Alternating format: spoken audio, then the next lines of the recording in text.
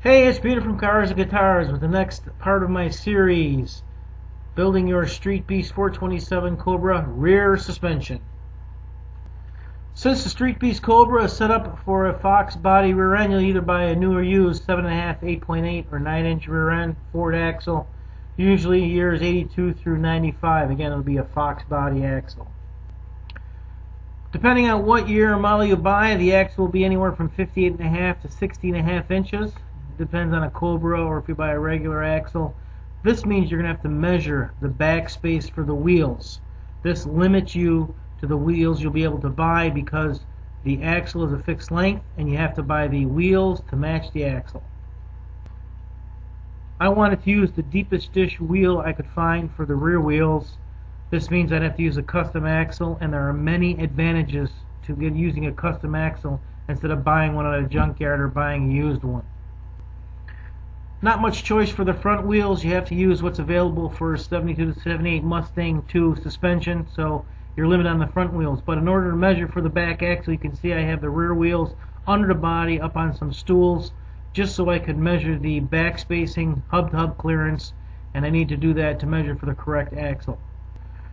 Once the wheels are underneath the body, it's a good time to look at the body alignment and fix some of those problems before you continue. One of the biggest problems I saw right off the bat was that the rear package shelf and the trunk do not rest on the frame.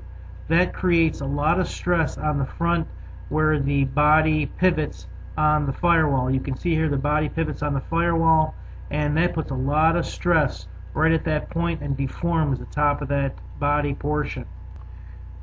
Maintaining good alignment between the hood and the body is critical. And if you let too much stress and too much weight rest on that firewall will push up the body and cause that hood to look like it doesn't fit right, but it's actually just the body being deformed. Take some time to make sure the body is fitting flat on the frame, nice and level, plumb front to back. You want to make sure on both sides that it's sitting flat so that too much weight is not dropping down on the front of the car. If you let too much weight sit off the front or cantilever off of that firewall, this is what happens. The body gets pushed up and it looks like the hood doesn't fit right, but that's not the case. The firewall is pushing up on the body, and this is the problem that you can easily correct without having to destroy the hood or cut the hood. If you don't take care of the stresses and evenly distribute the load on that body, the front wheel will also be too high in the opening. Too much stress and cantilevered off, the front nose will drop down. This leads to the problem I was talking about where the hood will not line up.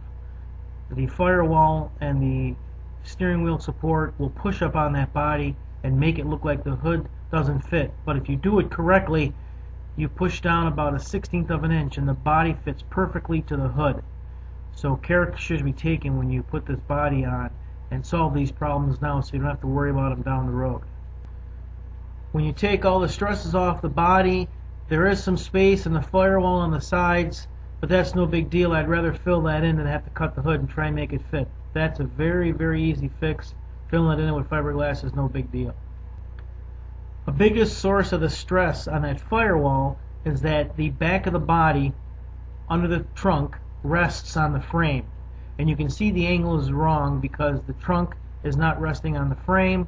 So in order to correct that, I cut it open, cut a angle out of there, a pie shape, to get the back end a little bit lower. And once you close that up, you can see that the trunk floor will fit flat on the frame, and that will take a lot of the stress off the firewall, relieving that problem with the hood being out of alignment. And you can see here the package shelf will fit flat on the frame as well. This takes a great amount of stress off that firewall, causing that hood to be out of alignment. Here's a final picture. You can see that both of them rest just right and fit perfectly and take a lot of stress off of that firewall.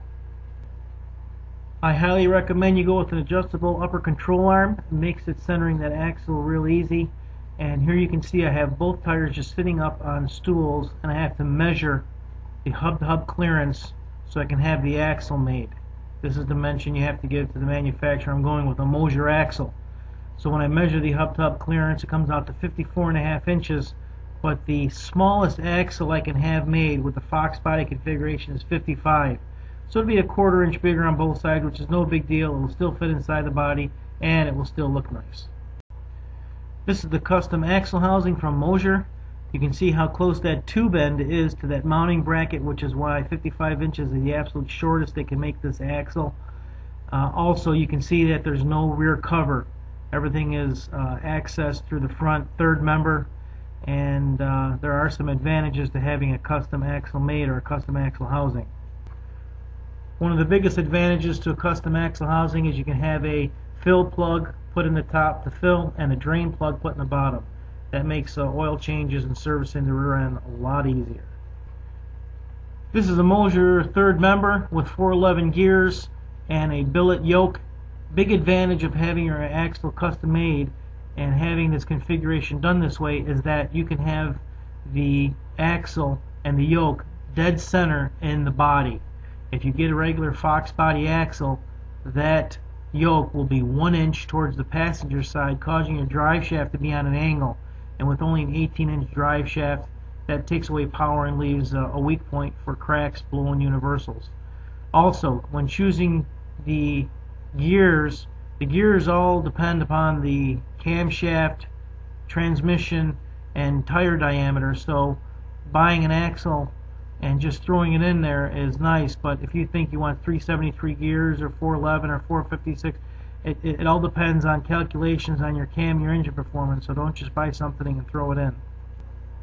I had this third member equipped with the 411 gears, and the Ford True Lock differential locks it right up, and it's good for up to 800 horsepower. I'm planning around 575 horsepower in this car, so with the 31 spline axles and the heavy duty third member, I can be sure that I can get the power from the motor right to the ground.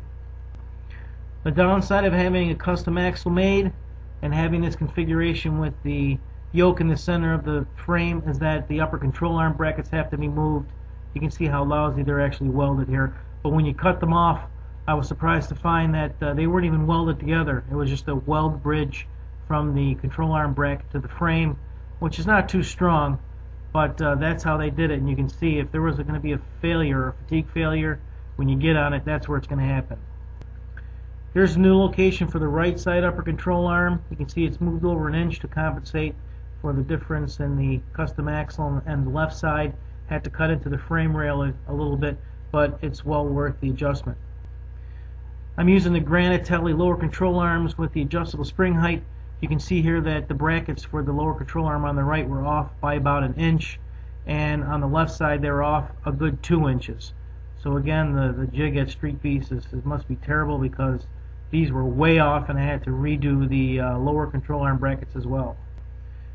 After getting control arm brackets straight, you can see I have a center line drawn on the body. I just made this reinforcement bracket all the way to the frame, one on the left and one on the right, welded on top and the bottom, made it real strong. Once I got the lower control arm straight and the axle mounted and the housing mounted straight in the springs, I got the QA1 shocks sitting there just to hold up the axle, and I re-welded the upper control arms just to make sure everything was straight. And here you can see again the benefit of having the yoke right in the middle of the frame, so I got a straight shot with the axle. I'm using the Stainless Steel Brakes Corporation rear disc brake kit. Real easy, comes with all the brackets and all the hardware you need. Literally put it together in 10 minutes. Unfortunately, because the axle is shorter, I ran into some interference with the shock, the QA1 shock, and I had to make a custom shock bracket. It looks a little rough right now, but I'll fix that up when I'm ready to paint the axle and make it look really nice. Here's the finished setup with the custom lower shock mount, and I can use that old shock mount hole for the emergency brake cable. Here's what the finished assembly looks like with the adjustable upper control arms, beautiful QA1 shocks, and the Stainless Steel Brake Corporation setup. Real nice, real clean, excellent components. Even though I had to add 1 inch to the axle, once I got both wheels mounted, no problem. It fit in the opening very nice. With the front suspension and the rear suspension completed, it's starting to look very nice. Next video will be building the engine. This is Peter from Cars and Guitars. I hope this video helped you. If you need any help, just drop me an email.